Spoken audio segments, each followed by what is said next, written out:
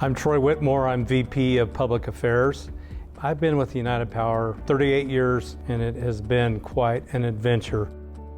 United Power in 1938 was named Union REA because there were three distinct groups of farmers, ranchers, and rural residents that wanted to form a rural electric cooperative. One area was the Platte Valley area around Brighton. Another area was what is now Broomfield. And the third area was in our mountain district, Gilpin County, Jefferson County, and Boulder County. And the first power line was energized, served just under 100 people in 1940. The growing stages of Union REA were really summarized in territorial integrity. Back in the day, service territories of utilities were not certified, especially cooperatives. So there were many years of trying to freeze, if you will, our territorial borders to make sure we knew exactly where we're going to need to build our backbone infrastructure to serve a growing cooperative. And so there was a lot of battles, a lot of legislative efforts back in the 50s and 60s to try and solidify where we were going to serve in perpetuity. And it wasn't easy. In 1986, Union REA was thrown into a situation where the investor-owned utility offered to take over.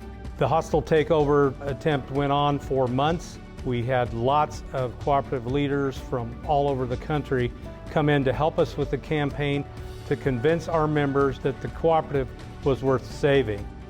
So, Union REA survived. A couple of years later, our name was changed to convince our cities that we were a worthy utility with good rates and good service and with innovation to come. So lo and behold, Union REA is now United Power, a leader in the cooperative and the electric utility industry.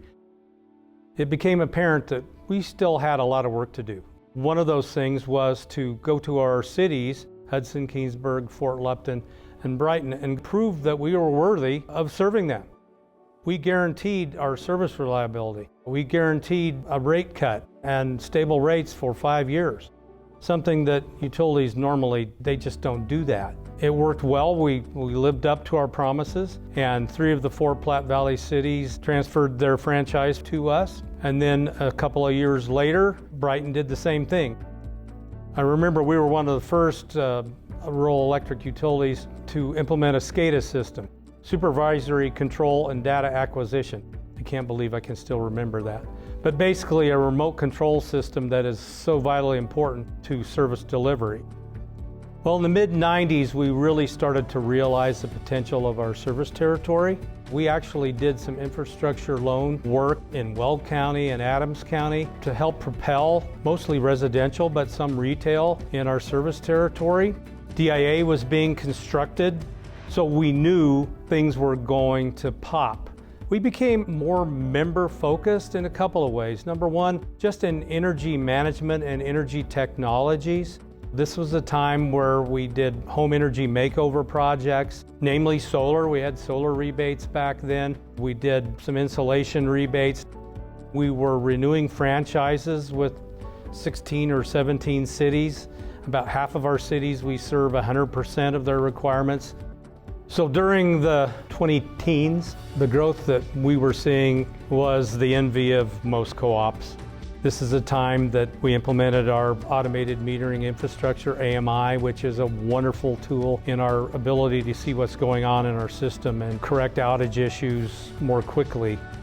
One of the things that we saw coming, and it's became vitally important, is setting ourselves up, especially in our mountain district, to be mindful of our technologies in regard to wildfire mitigation.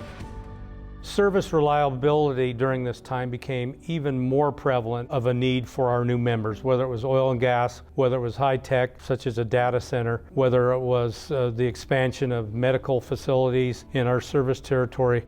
Became very apparent that we need to do everything we could in our maintenance programs to make sure that our service reliability was better than it's ever been. Our crews are now pretty much maintenance only, so they patrol lines on a regular basis. It's not just going and fixing them when there's a problem, it's troubleshooting before there's a problem.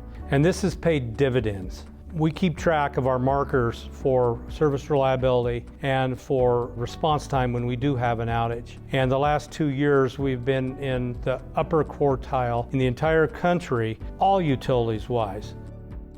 The one thing that I would like to emphasize is safety. Safety of our personnel and safety of our members. We've always stressed safety, but I can tell you the safety emphasis over the last 5 years has grown in its importance. We lead off all of our meetings with safety pointers, including our board of directors. So it's really important that we don't forget safety. It's job one.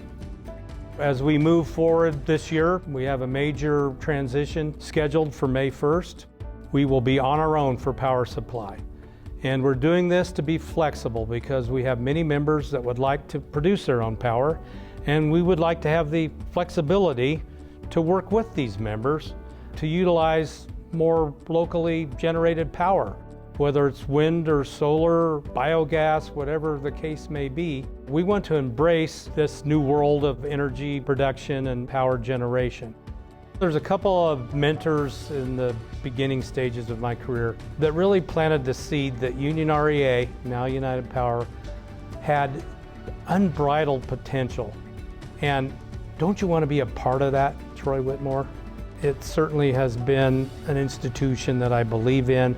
I wear the United Power logo like a badge of honor.